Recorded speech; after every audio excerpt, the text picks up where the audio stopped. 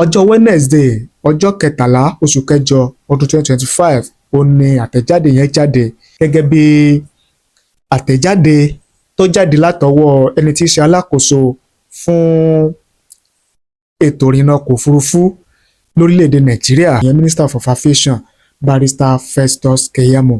Ẹ jẹ́ kí n mú wá fún yín àti ìwòye àti èrò àwọn ọmọ orílẹ̀‐èdè Nàìjíríà lórí ìgbésẹ̀ yẹn. Otasansan rédíò and TV.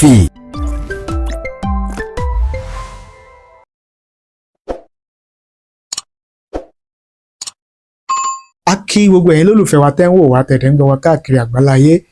Ojú tẹ́ fi ń wò wá kò ní fọ́, etí tẹ́ fi ń gbọ́ wa kò ní di láṣẹ Èdùmàrè. Ìbànújẹ́ ó kéré ni ó tóbi ni kò ní jẹ́ pín wa lágbára àdẹ́dá. Àwọn àgbàlagbà wọ́n ní ìkọ́ kìí kọ́bálá, ìtàkùn kìí tàkùn kìkéjò lẹ́sẹ̀. Àyín lọ àyín bọ̀ lọ́wọ́ yẹnu fíní ládìẹ tó kù ìmọ̀ bọ̀. Àwa àti yín á mọ̀ lọ́re o á mọ̀ bọ̀re o, àwọn ajogun ò ní lágbára lórí ayé wa.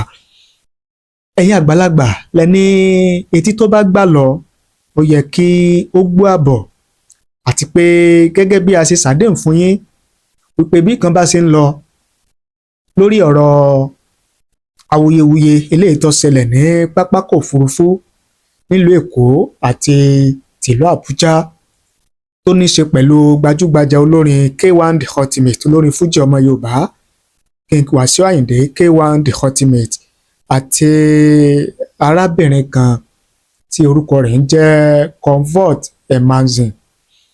Alámọ̀mú wá fún yín.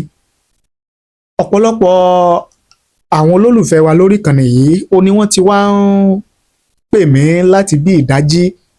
Àwọn míì text message wọ́n ní ṣé lóòótọ́ ni ìròyìn táwọn gbọ́ wípé ẹni tí í ṣe alákòóso fún iléeṣẹ́ ìrìnnà ọkọ̀ òfurufú lórílẹ̀‐èdè Nàìjíríà ìyẹn Minister of Aviation Barrister Festus Keyamo, ṣé lóòótọ́ ni pé wọ́n ti dáríjìn gbajúgbajà olórin fújì nẹ̀ King Wasiu Ayinde àti arábìnrin yẹn Comfort Emmanson wípé wọ́n ti withdraw àwọn ẹ̀sùn tí wọ́n fi kàn wọ́n nílé ẹjọ́ pé kán máa lọ láyọ̀ àtàlàáfíà kán má ṣe bẹ́ẹ̀ mọ́.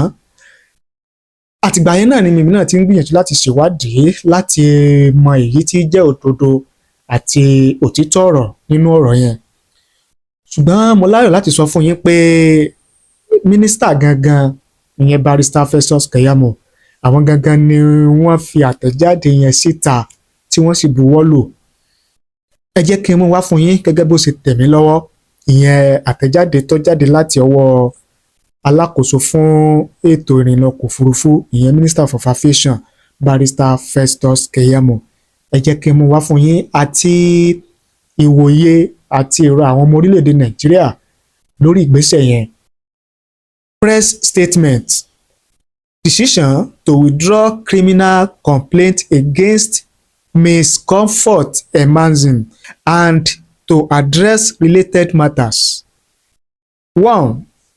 In the last 48 hours, I have been in consultation with critical stakeholders in the aviation sector and those involved in the unfortunate incidents regarding the unruly behaviors of certain individuals at our airport of recent.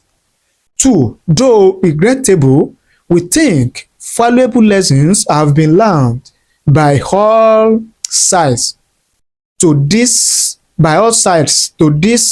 incident and airport security protocol, especially have been well highlighted for the traveling public. If nothing at all, the episodes have undoubtedly helped to raise public awareness about appropriate conduct within the aviation space. 3rd, as highlighted in my previous statement on the last 2 incidents, clear wrongs were committed by both the offending passengers and staff of the airlines involved from all the evidence available to us and those available to the public. It is clear that all the actors involved cannot continue to highlight the injury or injustice done to them without acknowledging their own equal culpability. Therefore, after reviewing the entire incident, including appeals by the well-meaning individuals and remorse shown by the actors, the following decisions have been reached. The case of Ibon Airline and Ms. Comfort Emmanson. In the case of the unruly passenger, Ms. Comfort Emmanson, on the Ibon Airline on Sunday, the 10th of August 2025, I have conferred with Ibon Airline to withdraw the complaint against her today. When the police took her statement in presence of her lawyer, she exhibited great remorse for her conduct. Subsequent to the withdrawal of the complaint by the complainant, the CP of Airport Command and the police prosecutor will immediately take the remaining steps to facilitate her release from Kirikiri prison within this week. Okay. I have also conferred with the leadership of the Airline Operators of Nigeria (AON) and have appealed to them to lift the lifetime flying ban imposed on her, to which they agreed. The details of the resolution will be made public by the AON subsequently. Ìyẹn ní abala tí arábìnrin yẹn Comfort Emmanson. Ẹ jẹ́ ká wá gbọ́ ìpinnu alákòóso fún ètò ìrìnnà ọkọ̀ òfurufú lórílẹ̀‐èdè Nàìjíríà Barrister Festus Keyamo lórí ìṣẹ̀lẹ̀ ti K1 the ultimate. Wọ́n ní the case of Falujet and Wasiu Ayinde K1. In the case of K1, the NCAA is to reduce its flight ban to a 1-month period. FAN will also work with the music star with a view to engaging him as an ambassador for proper airport security protocol going forward. Having publicly demonstrated penitence, the NCAA is also to withdraw its criminal complaint against K1 earlier lodged with the police.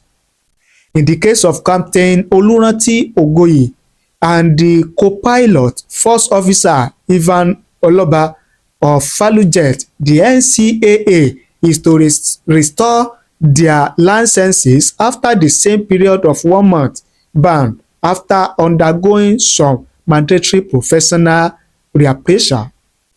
The details will be announced by the NCAA. Airline operators, aviation and other government agencies.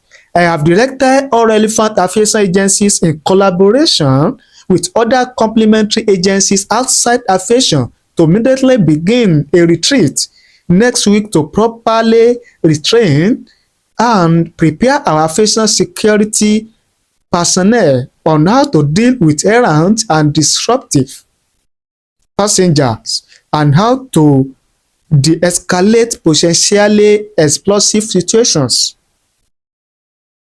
The retreat will be fully covered by the press with the opportunity to ask all the relevant questions. The airline will also have their own session when the conduct and attitude of their staff towards members of the traveling public will be in full focus. Final comments. These above decisions were taken by government and airline operators purely on passionate ground, as a government will never pander to base sentiments, politically motivated views, or warped legal opinion when clear encroachment of our laws are involved. We also send a clear message that we take safety and security in the aviation sector very seriously, and we have decided to draw a line for these clemencies. Festus Keyamo, SAN, CON, FCIARB, UK, on Wednesday, August 13, 2025. gẹ́gẹ́ bí àtẹ̀jáde tó jáde látọwọ́ ẹni tí í ṣe alákòóso fún ètò ìrìnnà ọkọ̀ òfurufú lórílẹ̀‐èdè Nàìjíríà òun náà lẹ ti gbọ́ tá a mú wá fún yín yẹn. Ọjọ́ Wednesday ọjọ́ 13 oṣù kẹjọ ọdún 2025 ó ní àtẹ̀jáde yẹn jáde léyìí tí ó ń túmọ̀ sí wípé wọ́n ti paná aáwọ̀ yẹn. Gbogbo fírìnfínntì yẹn náà ni mo fẹ́ gé kúrú fún yín yẹn. Wọ́n ti paná aáwọ̀ yẹn, wọ́n ti ní kí wọ́n dáríjìn K1 the ultimate, kí wọ́n dẹ̀ dín àṣẹ pé kò gbọ́dọ̀ wọ bàálù, pé bàálù kan kò gbọ́dọ̀ gbé fún oṣù 6, pé kán bá dínkù sí oṣù kan, pé àwọn dẹ̀ ti ń ṣiṣẹ́ papọ̀ pẹ̀lú àjọ ACAN láti jẹ́ kí wọ́n fi King Wasiu Ayinde ṣe aṣojú tí ó mọ fọn rere ní tó bá ní ṣe pẹ̀lú pápákọ̀ òfurufú lórílẹ̀‐èdè Nàìjíríà, ambassador. Ìyẹn ní ti K1 nìyẹn. Ní ti arábìnrin Comfort Emmanson, wọ́n ní àwọn tí. Ọ̀rọ̀ ẹ̀jẹ̀ nínú ara ó ṣe pàtàkì fún gbogbo ẹ̀dá nítorí pé ìlera òun lòògùn ọrọ̀. Ṣètọ́jú ẹ̀jẹ̀ rẹ pẹ̀lú S2 Ultimate Herbal Mixture for the management of high blood pressure. Kí gbogbo ìṣòro ìfúnpá gíga, àìróorun sùn kó wá gbígbà. Gbogbo ìdààmú orí fífọ́, ara yíyún yóò dùn gbàgbé pátápátá. Wọ́n sáà ti lo S2 Ultimate Herbal Mixture fún oògùn high blood pressure. Torí pé lọ́wọ́ kan ló máa ń lé ẹ̀jẹ̀ ríru, hypertension, àìróorun sùn, orí fífọ́ jìnnà sí ẹni tó bá lò tẹ̀fẹ̀tẹ̀fẹ̀. Egbòogi ìgbàlódé tó fọ ẹ̀jẹ̀ mọ́ tónítóní ní S2 Ultimate Herbal Mixture yìí jẹ́. S2 Ultimate Herbal Mixture ó ń gbógun ti àpọ̀jù ọ̀rá, ìdọ̀tí ara, ìdọ̀tí ẹ̀jẹ̀ tó lè dínà kí ẹ̀jẹ̀ lọ gerege nínú àgọ́ ara. Gbogbo mọ́lẹ́kọ̀ọ́kẹ́ mo lè sọ iṣẹ́ inú ẹ̀jẹ̀ ara ni, tọ́jú ẹ̀jẹ̀ rẹ nítorí pé ìlera lògùn ọrọ̀. A ò ní rí ogun ikú òjijì, a ò sì ní ṣiṣẹ́ fún ọmọ ẹlòmíràn jẹ, wàhálà wa ò sì ní já sásán láyé o. Ẹ pè wá sórí àwọn ẹ̀rọ ìbánisọ̀rọ̀ wọ̀nyí pẹ̀lú 070 40 79 01 53 tàbí 080 64 00 02 04 láti rà tàbí jẹ́ alágbàtà S2 Ultimate Herbal Mixture. Ewé àti egbò ni wọ́n fi ṣe oògùn yìí ní ìlànà ìgbàlódé tí àjọ NAFDAC tó sì fi òǹtẹ̀lú fún gbogbo ènìyàn pátápátá. Ọ̀kárí láyé. S2 Ultimate Herbal Mixture for the management of high blood pressure. It is a gidi gan. ó ń gbógun ti ìṣòro inú ẹ̀jẹ̀, ó ń fọ ẹ̀jẹ̀ mọ́ tónítóní lọ́gán tẹ́ ẹ bá ti gbé ìrora. síbẹ̀. S2 Ultimate Herbal Mixture yìí gangan ni dán tí ń já nígbà lọ́wọ́ high blood pressure lọ́gán tí ẹ bá ti gbé ìrora. Bá àwọn tí ọ̀rọ̀ kàn láti jẹ́ pé kí wọ́n withdraw case eléyìí tí wọ́n gbé lọ sí ilé ẹjọ́ lórí ti arábìnrin yẹn, pé kán withdraw rẹ̀, pé kán dẹ̀ ṣe ètò bí arábìnrin yóò ṣe jáde kúrò ní àhámọ́ tó wà láàrin ọ̀sẹ̀ tá a wà yìí. Bákan náà wọ́n pa láṣẹ fún àwọn iléeṣẹ́ bàálù méjèèjì tọ́rọ̀ kàn, Falujet àti Ibon Airline, wípé kí wọ́n máa gbìyànjú láti máa ṣe ìdánilẹ́kọ̀ọ́ fún àwọn òṣìṣẹ́ wọn, kí wọ́n lè máa bá a ṣe bá àwọn oníbàárà tí wọ́n wọ ọkọ̀ òfurufú, kán lè máa bá a ṣe máa bá wọn lò, bá a ṣe máa bá wọn sọ̀rọ̀, bá a ṣe máa bá wọn ṣe, àti kán lè mọ bí wọ́n ó ṣe máa mú ọ̀rọ̀ yanjú aáwọ̀ tó bá fẹ́ ṣẹlẹ̀ tí òfin ní máa di ariwo, tí òfin ní máa di pé à ń tàn sí rẹ ni nínú ọkọ̀ òfurufú tàbí ní pápákọ̀ ọkọ̀ òfurufú, àtàwọn ọ̀rọ̀ míì tí alákòóso yẹn sọ, ìyẹn Festus Keyamo, òun náà láti gbọ́ tí àmúwá fún yín yẹn. Ṣùgbọ́n àwọn èèyàn wá ń fi èrò àti ìwòye tí wọ́n ti fi ṣọwọ́ sí wa lórí ọ̀rọ̀ yẹn gẹ́gẹ́ bí ìwòye. Tẹ́ bá sì gbàgbé, tẹ́ bá rántí pé mo máa ń sọ fún yín pé ọ̀rọ̀ kí pápọ̀ bí ó ń kálukú ṣe máa ń wo ọ̀rọ̀ tàbí ìṣẹ̀lẹ̀ tó bá ṣẹlẹ̀ láwùjọ ọ̀tọ̀ọ̀tọ̀ ni bẹ́ẹ̀mi ṣe lè wò ó lè yàtọ̀ sí tiyín bẹ́yìn ṣe lè wò ó lè yàtọ̀ sí tẹlòmíì bọ́lọ̀ ṣe dálé ayé nìyẹn a kì í wo ọ̀rọ̀ bákan náà kó papọ̀ oníkálukú ló sì lẹ́tọ̀ọ́ láti fi èrò àti ìwòye tiẹ̀ hàn lórí ọ̀rọ̀ tí ó bá ń ṣẹlẹ̀ láwùjọ ẹ wá jẹ́ kí n mú èrò àwọn èèyàn wá fún yín lórí ìṣẹ̀lẹ̀ yẹn kájọ wò ó kájọ gbọ́ Mrs Halima Mohammed àwọn ní mo kí àwọn méjèèjì kú oríire o ṣùgbọ́n kí wọ́n fi èyí ṣe àríkọ́gbọ́n Abel àrídùnnú àwọn ní good news I love this decision okay Azeez Adébáyọ̀ àwọn ní better thank you sir Akínlábí Kìlání àwọn ní alágbára ayé ẹ rọra o ẹ rántí ọjọ́ tí yóò kó ẹ̀yin nìkan nínú ilé oníhà kan Alaba Florence àwọn ní adúpẹ́ lọ́wọ́ Kẹ̀yámù fún àṣẹ yìí Afọlábí Ayọ̀lá àwọn ní adúpẹ́ fún Ọlọ́run ọba o ẹnu ọpẹ́ wa ò ní kan àmín lórúkọ Jésù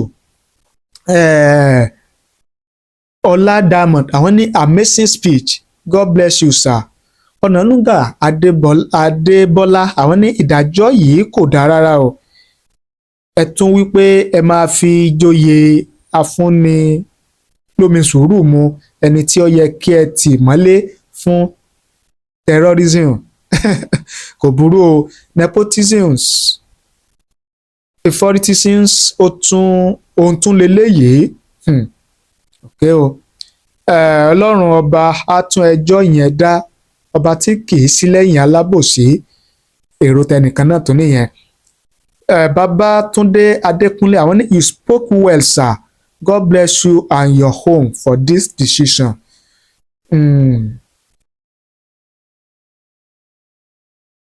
Ẹlòmíín ní Mr. Abraham Ọmọlé àwọn ní a good decision at this critical time sir. At least what is good for the goose is also good for the gander. A clear rule should be stated by NCAA and a warning notification should be released in case of the next time. Ibrahim Sani àwọn ní the Solomon's wisdom you applied in this case is top-notch. This development has put to rest to the charging of political gladiators waiting to hijack it. Riches Safiu àwọn ní fair enough, not a bad resolution, well done, you are doing well sir. However, we hope subsequent violations are properly prosecuted in order not to give intending unruly passengers the wrong idea that if they violate these regulations they will also be pardoned. Àkíyèsí ẹni yẹn dá o. Christiana Oladapo àwọn ní this is a commendable move by the honourable minister and all stakeholders involved. It takes strength to uphold the law and yet show compassion when true remorse is shown. I believe this balanced approach will not only help restore peace but also send a clear message that while safety and security in our fashion sector are non-negotiable, there is still room for second chances. Hopefully, all parties involved have truly learned their lessons, and this will lead to better conduct from both passengers and airline staff going forward. Gẹ́gẹ́ bí èrò àti ìwòye tí àwọn èèyàn fi ń ṣọwọ́ sí wa náà ni ẹ ti gbọ́ tí a ti mú wá fún yín yẹn. Ẹ̀yin gẹ́gẹ́ bí ẹnìkan ẹ jẹ́ ká mi èrò àti ìwòye tí yín láàyè comment nísàlẹ̀ fídíò yìí á kà á sì ṣe àgbéyẹ̀wò rẹ̀ gẹ́gẹ́ bí ìṣe wa. Ẹ ṣé bẹ́ẹ̀ ṣe ń wò wá, ẹ ṣé bí ẹ ṣe ń gbọ́ wá, ẹ bá ní fi èrò àti ìwòye tí yín ẹ fi ṣọwọ́ sí wa láàyè comment kẹ́ẹ̀sì bá ní pín ẹ bá ní share rẹ̀ kó lè káàkiri àgbáláyé.